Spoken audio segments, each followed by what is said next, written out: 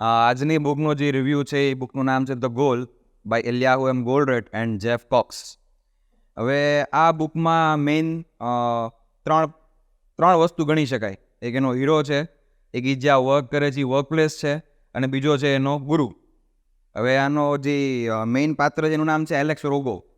એના ગુરુનું નામ છે જોના. એનામાં JONH લખેલું છે, એટલે આપણે અહીંયા જોન કહીને એને સંબોધીશું. એની વાઇફ છે જુલી, બરાબર. અને એ કંપનીમાં જોબ કરે છે. હવે એ કંપનીમાં જ્યારે જોબ કરે છે ત્યારે એનો જે હેડ હોય છે એ એને બોલાવીને એનું નામ છે બિલ પીચ. તો બિલ પીચ બોલાવીને એમ કહે છે કે ભાઈ આ જે પ્લાન્ટ છે એ કન્ટિન્યુઅસ લોસમાં ચાલે છે. તારી પાસે 3 મહિના છે, બરાબર. તું આ પ્લાન્ટને પ્રોફિટમાં કન્વર્ટ કર અને કા પછી આ પ્લાન્ટ બંધ થઈ જશે. અને એ પ્લાન્ટ એકચ્યુઅલી એટલો મોટો હતો કે એની કેપેસિટી મિલિયન્સમાં હતી. એ પ્લાન્ટમાં જ્યારે એ ઘૂસે છે, જ્યારે એ લોસ મેકિંગ પ્લાન્ટ છે, તો હવે બધા સાથે એની આખા ટીમ સાથે ચર્ચા કરે છે શું કરી શકાય, શું થાય. ત્યારે આ બધી જૂની બહુ પદ્ધતિઓ હતી. CA ના અમુક કંઈક ટર્મ્સ એન્ડ નોર્મ્સ હોય છે કે એના થ્રુ જ આખી પ્રોડક્શન લાઈન એને ચલાવવાની હોય છે. કે ભાઈ CA એમ કીધું કે ભાઈ પર્ટિક્યુલર બુક્સમાં આવું લખેલું છે કે ભાઈ આવી રીતે પ્લાન્ટ ચાલે, તો તમારે એ મેથડ કમ્પલસરી ફોલો કરવાની. હવે એમાં થયું કેવું કે એ લોકો લેટેસ્ટ ટેકનોલોજીના મશીનરીઝ લઈ આવે છે. લેટેસ્ટ ટેકનોલોજીની મશીનરીઝ લઈ આવે તો એ મશીનરીથી કોઈ 1 પાર્ટ કે 2 પાર્ટ મેન્યુફેક્ચર થાય. તો એ લોકો એવું એમાંથી અનુમાન કાઢે કે વાવ, અમારી એફિશિયન્સી મોર દેન 30% ઇન્ક્રીઝ થઈ છે. હવે એફિશિયન્સી મોર દેન 30% ઇન્ક્રીઝ થઈ તો પ્લાન્ટ પ્રોફિટમાં આવવો જોઈએ, but plant steel making a losses. તો આવું કેમ થાય છે? કન્ટિન્યુઅસ વિચાર્યા કરે. પછી એક દિવસ ઘરે જઈને એને વિચાર આવે કે મારા ફિઝિક્સના ટીચર હતા જોન કરીને, તો એ જોનને ફોન કરે છે. આમાં બહુ ડિટેલમાં લખેલું છે કેમ જાય છે કેમ, પણ હવે અત્યારે બ્રીફમાં બતાવવાનું એટલે હું કહું છું કે ભાઈ જોનને ફોન કરે છે અને જોનને એમ કહે છે કે ભાઈ હું આવી રીતે ફસાયેલો છું, તો મને હેલ્પ કરો. કારણ કે 3 મહિનાનો ટાઈમ હોય, આખો પ્લાન્ટ નવી જોબ શોધતું હોય કે ભાઈ પ્લાન્ટ બંધ જ થઈ જવાનો છે, આ કંઈ પોસિબલ નથી કે પ્રોફિટમાં આવશે કે શું થશે. ત્યારે એલેક્સ રોગો એમ કહે છે કે નહીં, હું જ્યાં સુધી 3 મહિના મારી પાસે ત્યાં સુધી હું હાર નહીં માનું, હું મારા પૂરતા પ્રયત્નો કરીશ. એટલે એ જોનને ફોન કરે છે. એટલે જોનને જ્યારે ફોન કરે ત્યારે એમ કહે છે કે શું પ્રોબ્લેમ છે. એના આગળ કોઈ પ્રોબ્લેમ એને એક્સપ્લેન કરે છે. પ્રોબ્લેમ એક્સપ્લેન કરીને પછી એક સામાન્ય માણસ શું એક્સપેક્ટ કરે કે મને સોલ્યુશન આપશે, પણ એ આખું ઉલટું થાય છે. એ જોન એને એમ કહે કે તારો પ્રોબ્લેમ શું છે, આખો પ્રોબ્લેમ એક્સપ્લેન કરે છે. પ્રોબ્લેમ એક્સપ્લેન કર્યા પછી જોન એને એમ કહે છે કે ભાઈ આવી રીતનું તારો પ્રોબ્લેમ છે અને આવી રીતનું સોલ્યુશન આવી શકે. જોજો, આવી રીતનું સોલ્યુશન આવી શકે. એમ નથી કીધું આવી જ જશે. ત્યારે આપણા શ્રીમદ ભાગવત ગીતાનો છેલ્લો શ્લોક યાદ આવે કે એમાં શ્રી કૃષ્ણ ભગવાન એમ કહે છે કે મારે તને જે કેવું તું મેં કહી દીધું, કરવું હોય તો કર, ન કરવું હોય તો તારી મરજી. સેમ વસ્તુ આમાં થાય છે કે ભાઈ મેં તને સોલ્યુશન આપ્યું, આની ઉપર તું વર્કઆઉટ કર. ડિટ્ટો સોલ્યુશન નથી આપતો, પણ આ કેમ કે આપણે ઘણા બધા બિઝનેસ કરે છે તો આપણે ડાયરેક્ટ સોલ્યુશનની એક્સપેક્ટેશન્સ હોય, પણ આમાં એ વસ્તુ નથી. એ ગાઈડ કરે છે કે ભાઈ આ રસ્તો છે. પછી એની ઉપર એ લગભગ એક સોલ્યુશન પહેલું પ્રોવાઈડ કરે છે. એ સોલ્યુશનમાં એ લગભગ 15 થી 20 દિવસ કન્ટિન્યુઅસ આખો દિવસ ને રાત મથોરે ત્યારે એ વસ્તુને એને સોલ્યુશન મળે છે. અને ત્યારે એને એક એવો સ્ટેપ લેવો પડે છે કે જે આખી જેની કંપનીની હિસ્ટ્રી હોય છે, જેની આખી સિસ્ટમ હોય, એ સિસ્ટમ એને તોડવી પડે છે. એ તોડીને એની સ્ટેપ લઈને આગળ વધવું પડે છે. અને એમાં એવડો મોટો રિસ્ક હોય છે કે જો એ સ્ટેપ ફેલ જાય તો એને એના બોસીસ કે એના જે હેડ્સ હોય એના તરફથી બહુ બધું સાંભળવું પડે એમ હતું.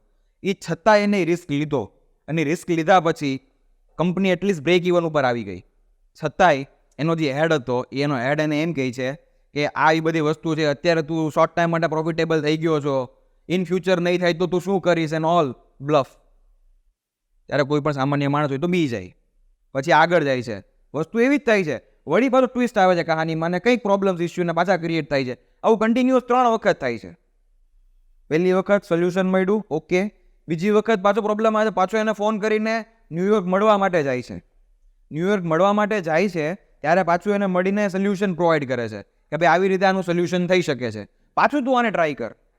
આવી રીતે કરીને 3 વખત ટ્રાય કરે છે. અને 2 મહિના પછી એ પ્લાન્ટ આખી કંપનીના ટોટલ 3 પ્લાન્ટ હોય છે. એ 3 પ્લાન્ટમાંથી સૌથી પ્રોફિટેબલ પ્લાન્ટ આ બને છે.